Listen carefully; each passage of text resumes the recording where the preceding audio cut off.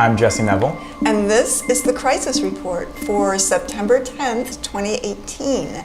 The Crisis Report sums up the crisis of imperialism, where we see threats of war, collapse, economic disarray, injustice. We see all of these contradictions all around us. This is the crisis of imperialism as defined by Chairman Omali Yeshitela, who entitled this crisis The Uneasy Equilibrium, the African Revolution versus Parasitic Capitalism. And he describes the uneasy equilibrium as the balance between the past and the future, between the oppressor and the oppressed, between the haves and the have-nots. So we are here from Uhuru Solidarity Movement YouTube channel, and we want you to give us a thumbs up, subscribe, get notifications. And we have tons of stuff on this channel that talks about who we are as part of the African People's Solidarity Committee, the organization of white people under the leadership of the African People's Socialist Party. So when we talk about this crisis report, we are talking about seeing the world through the eyes of the African working class, which we have learned and we have understood through the leadership of Chairman Omali Yeshitela, who leads the Uhuru movement and the African People's Socialist Party.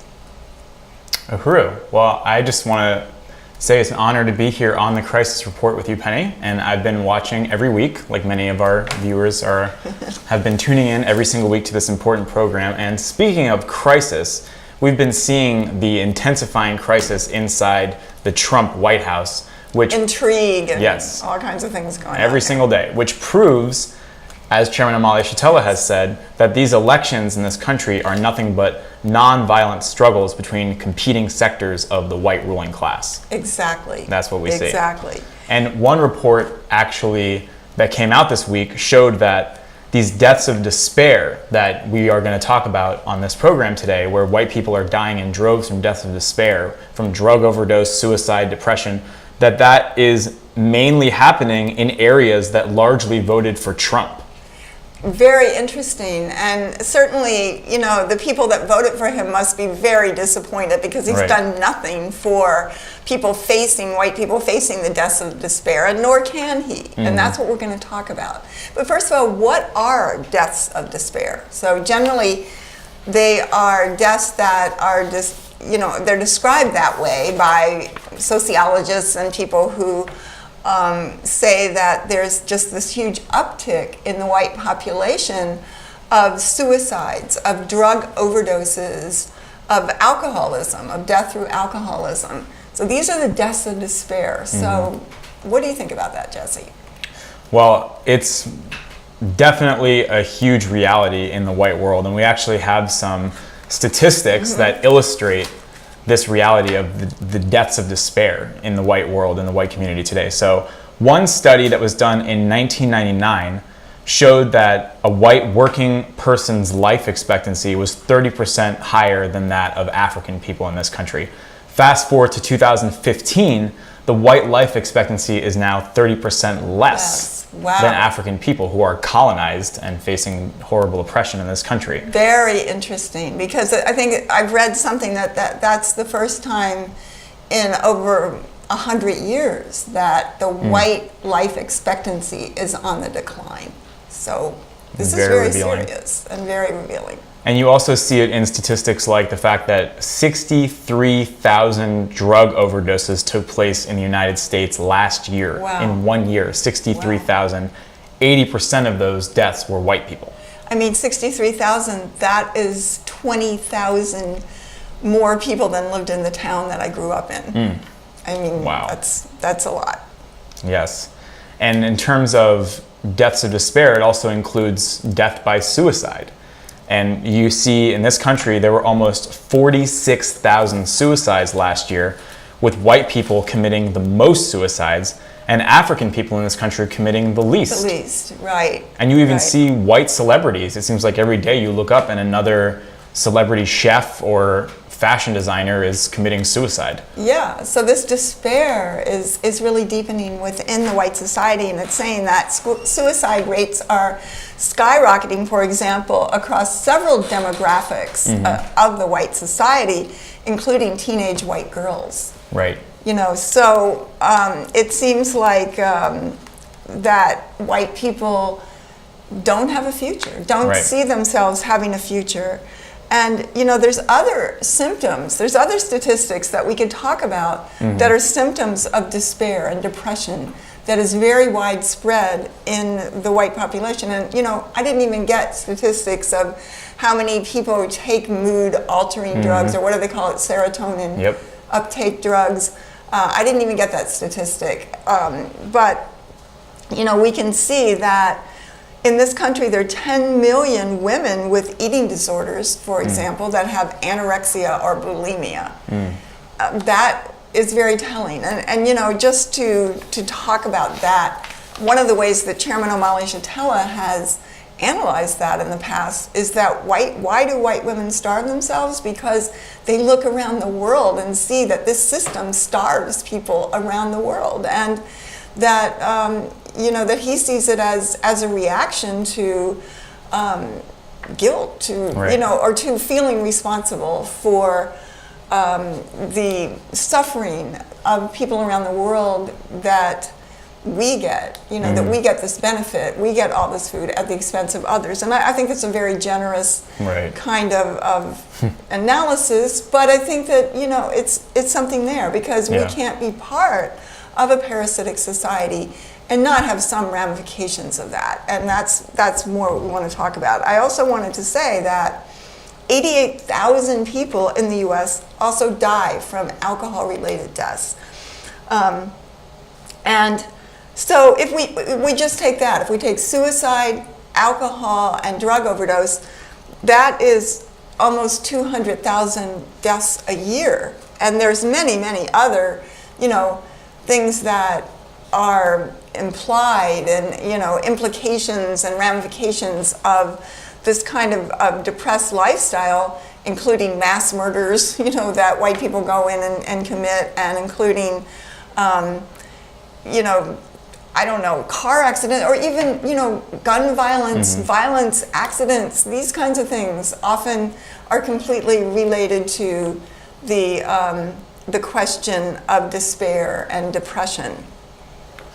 So we have death by alcoholism, we have death by suicide, we have drug overdoses, we have eating disorders, and then, like you said, you have mass shootings that is extremely commonplace, and 94 mass shootings have taken place in the United States over the past several years. 60% of those shootings were carried out by white men. So what is going on here? Well, I mean, I think that, you know, I think that this is a really important question that we have to talk about, because we're told that we live in the greatest civilization and the greatest country in the world. So why were we in despair? What is this about? And I think that this is something, you know, that you see, Time magazine or the UK Guardian or the Economist magazine is trying to analyze this, and you know, different kinds of pundits on CNN, what's going on. And it's not just about the fact that there's a sector of white people who are not able to get the jobs they want, who, you know, maybe didn't graduate from high school or just graduated from high school, who are one of the high demographics in this, although it is much more across the board than they're telling us if you really look into this. But, you know, it's not just poverty, because Africans are the impoverished population in this country, and do not commit suicide in that kind of way. So this is something very much, you know, deeper. And as members of the African People's Solidarity Committee, the organization organized under the leadership of the African People's Socialist Party, you know, we're able to see this. We're able to begin to analyze this through the eyes of the African working class. And, you know, I just wanted to say that every Sunday, Chairman Omali Yeshitela reads from his current political report to the 7th Congress of the African People's Socialist Party that's going to be taking place October 6th through the 12th in St. Louis. You can go to apspcongress.org and find out more about that. But he is reading from his political report, a new book that will be published the first of next year. And you can watch this every week from 8 to 10 a.m. Eastern at the, you can go to #OMaliTaughtMe and you can find it there. But the chairman shows that this country, the United States, and capitalism are built on the pedestal of the assault on Africa, on the turning of African people into commodities, into items for sale. Yep. So that, African people were not only enslaved, they were also commodities. So Right. there were like multiple ways Yeah. that this system built its wealth at the expense of African people, and all white people, experience this and sit on the pedestal of the oppression of African people. And the wealth, the massive wealth of Europe and North America come from the enslavement of African people, which, they always try to tell us in school that that's an anomaly.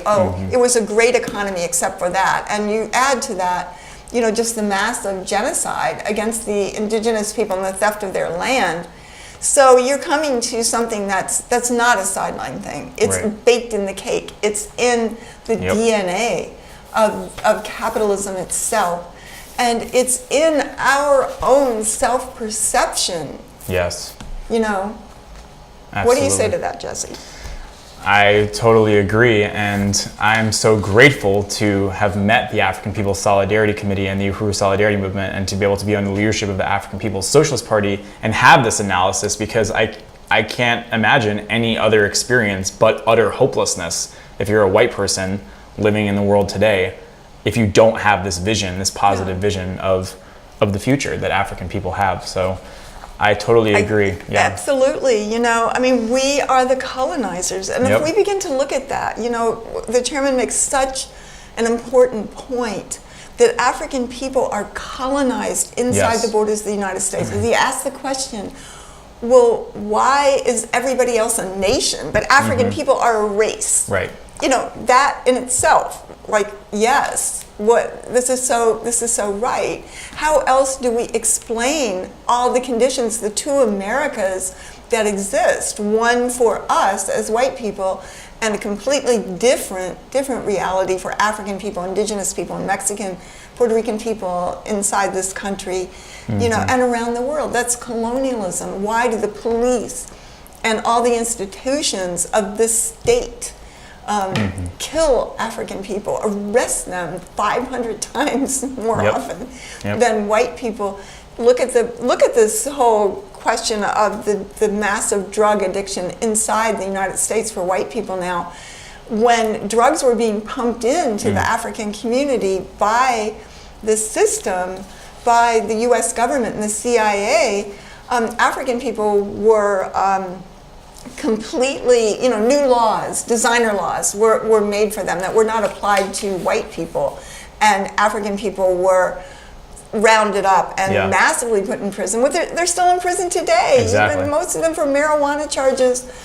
That is legal now. It's basically, white people can be on oxycodone and fentanyl and all this stuff and just go into the police station and say, please help me. And they're going to go into a treatment center and never experience, what African people do. We had, helicopters flying over and police breaking down their doors and being sent to prison. 3 strikes, you're out. This is the two Americas, and this is why, we understand from the chairman that it's colonialism. So if we start to look at ourselves as colonizers, and that we can make a choice in this, that we don't have to be that, then we have a way that we can see the world that gives us hope. Right. And I know the chairman, do you want to talk about his... Absolutely.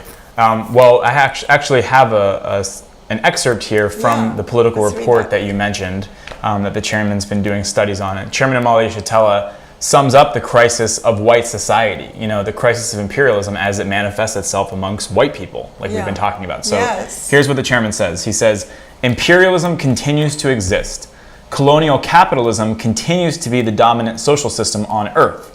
However, there is an uneasy equilibrium where the struggles of the oppressed and colonized peoples of the world call into question everything that shaped the political and economic features of the world. This crisis has reached its tipping point. So, I mean, just stop there a minute. I mean, he's saying that what has created this crisis of imperialism, and, and to the extent that white people adopt the view of imperialism, then we're in crisis too. But we don't have to do that. But what has created that instead? He says the struggles and resistance of African oppressed people around the world, they don't accept this anymore. They don't take the crap, and the violence and the assumptions of white society anymore. They are seeing the world through their own eyes and becoming the subjects of their own narrative. Absolutely. All right, so as the chairman continues, the crisis of imperialism is characterized by extraordinary volatility that is also reflected in the politics and consciousness of the peoples of the world. Europeans, and especially Americans, are experiencing distress. The growing alcoholism, drug addiction, suicides, mass killings, and a host of social afflictions and diseases of despair have caused an unusual spike in the death rate of white people, especially middle-aged white men in the United States. And that is very interesting. When you think about white men who are, like the ones who are expected to inherit all the riches of imperialism are the most despairing. So very indicative. Yeah, who are the heirs to the legacy of the stolen wealth, and, and the power to lord over the power of life and death over African and oppressed people on the entire planet. Right. Yep. Says a lot. And then the chairman says, on the other hand, this volatility is represented by the growing struggles of colonized peoples boldly challenging their relationship to imperialist white power. This is happening globally and within the US among Africans in the imperialist center.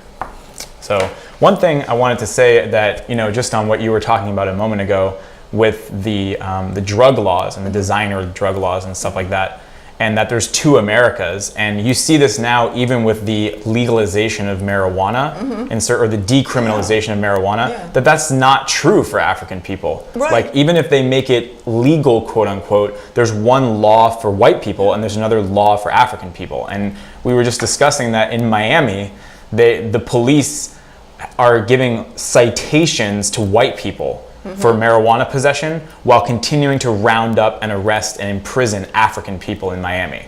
So it's clearly that there's two Americas, and it has nothing to do with crime, like the law and the police and the mass incarceration. And I remember when I first met the Uhuru movement, I was a student at University of South Florida, and the chairman said, if it was about drugs, then they would be encircling USF every single day. And any campus. Yeah, any college campus, and New College and Sarasota or whatever. It would be mass roundups every single day. But it's not about drugs, it's about colonial oppression. Yes, that is just so clear. It's so clear. And when we look at this reality, then we can see that we carried out violence. We united with this system. They just had the series on PBS this year on Vietnam and documenting that, and all the white people who were in crisis going there because of the resistance, the fierce resistance and struggle, national liberation struggle of the Vietnamese people that was so clearly, had the moral high ground of the world at that time, and the love and respect of the peoples on planet Earth, and a lot of how many white people were very despairing and demoralized by that, because we've carried out the violence of our own ruling class. We have united with it. We say, oh yeah, just keep giving us the chance to walk up this ladder of success, and we'll fight for you. We'll fight for you in Vietnam or in Iraq, and we'll fight for you here inside the United States. Like, what are the things that, the women's movement and the LGBTQIA movement, what are they struggling for? What have they struggled for as a movement has been to become police officers, to gun down Africans, or to be able to be in the Marines and in the in the U.S. Army equally with, with white men and women, and to carry out the violence of the United States government. And what is that liberation? I mean, that makes the perfect point, because it shows that what we have fought for historically has been something for ourselves at the expense of everybody else. And, I think that now that oppressed peoples are fighting back in such a generalized kind of way, not yet in the same way that the Vietnamese did, but all around the world, just the whole, nobody wants to be white. Right. Nobody even, believes anything that the U.S. has said, and its power is eroded everywhere. There's disdain, there's hatred for this system.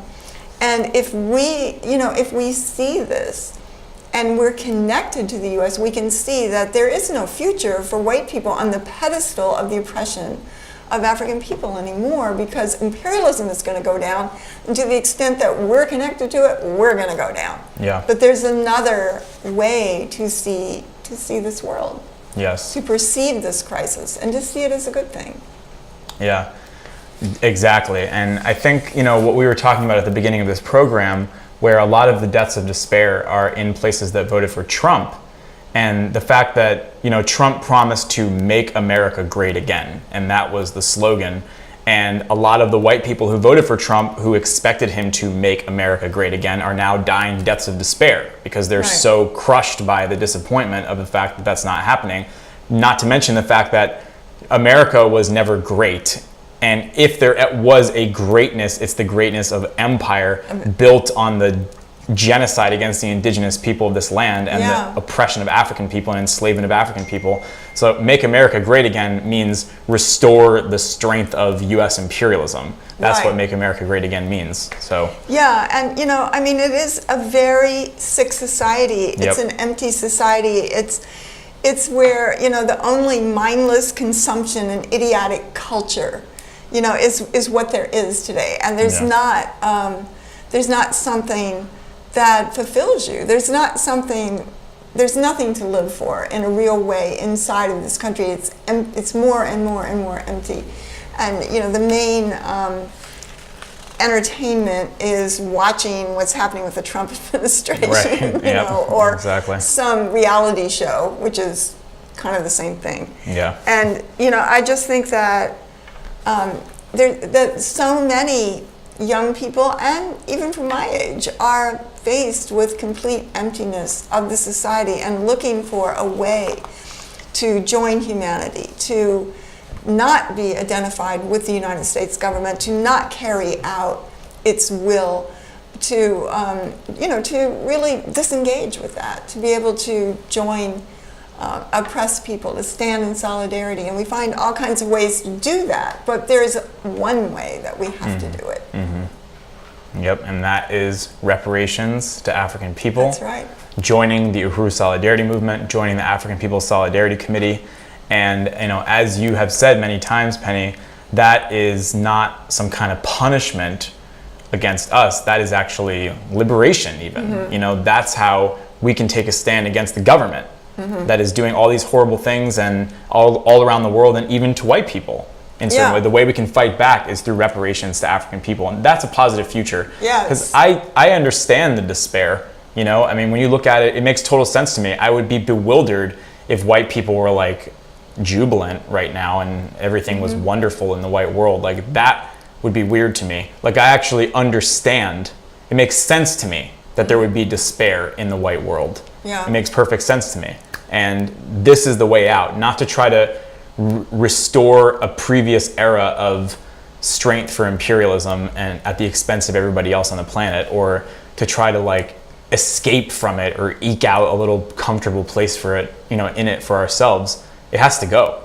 It has to go. And there's a place for us in solidarity with the African liberation movement, because what is this question of reparations? This takes us beyond the question of racism, because it's not about the ideas in our heads, because the African people are struggling under the African People's Socialist Party and the African Socialist International. And I am a socialist. We have to be socialists. There's not there's no way this world can go forward without working people having power in their own hands, and that begins with African workers. African workers are the leading force inside this country, and we'll talk about that in one of these sessions here. But I think that that there's a place for us, because it's not just about, oh, reparations, should I just give this money to somebody in a random way?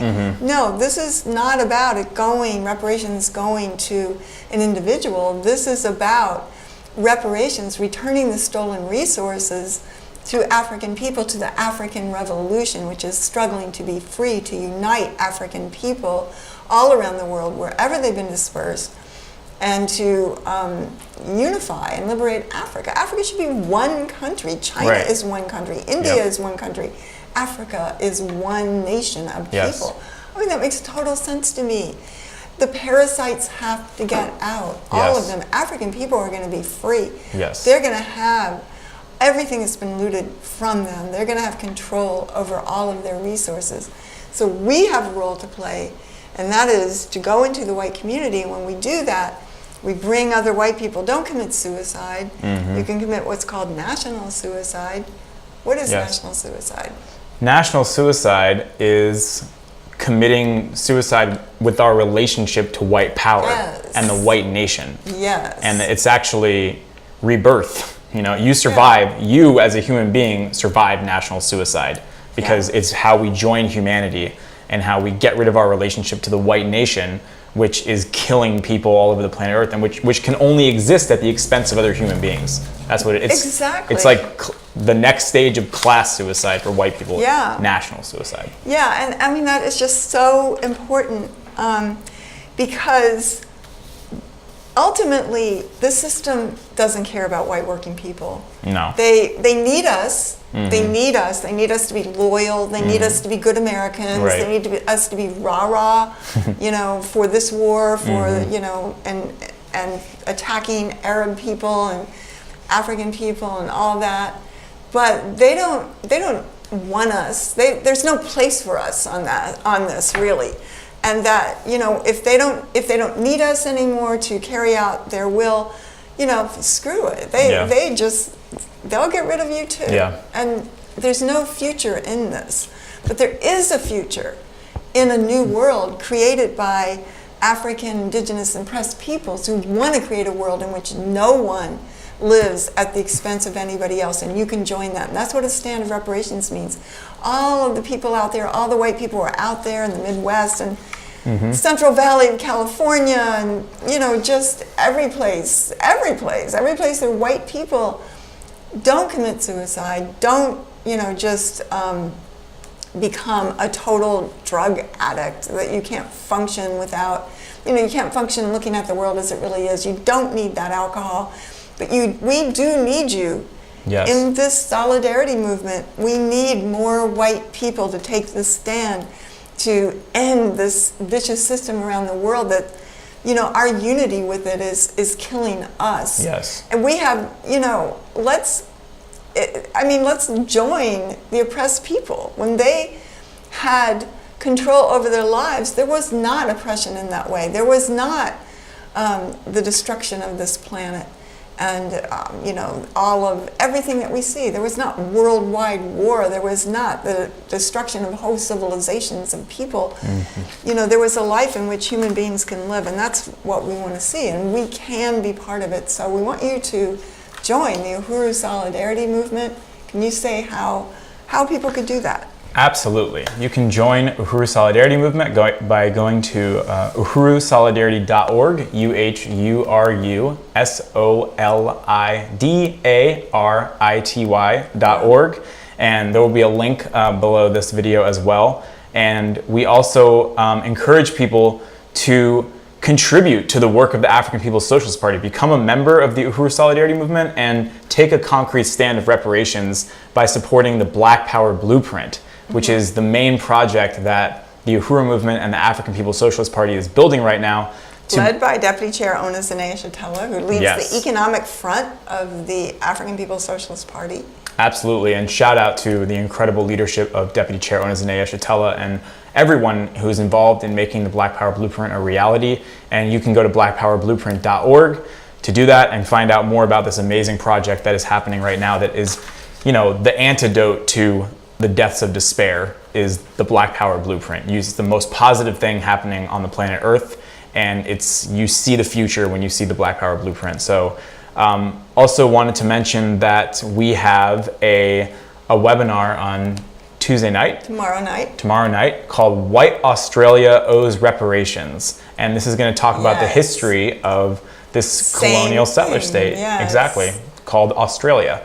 And how white Australians are being won to organize under the leadership of the African People's Socialist Party. And one of them, Comrade George, will be speaking, as well as yourself, Penny, and Ghazi Kodzo, the Secretary General of the African People's Socialist Party. So that's yourself, Jesse. And myself, yes. It's going to be an amazing, amazing event. So that's tomorrow night at 7 p.m. Eastern, and we'll be spanning the globe with this. This is going to be really, really powerful to see how the understandings of African internationalism affects every place. Every place that white people are is the same situation. We are the colonizers. We are the oppressors. Yep. So this is a great to see a future developing there. And we also want to call on everybody to get this book. A lot of people imitate this. They try to take the ideas of Chairman Omali Yeshitela and take them out of context and make their own little, careers off of different aspects of this. Yeah. But this is the source. This is the original understanding of African internationalism. This is from Chairman Omali Yeshitela himself. It's called An Uneasy Equilibrium, and you can go to burningspearmarketplace.com, and you can find out about the 7th Congress of the African People's Socialist Party taking place October 6th to 12th in St. Louis, Missouri at apspcongress.org, and we'll see you next week. We just want to say, unity through reparations. Uhuru.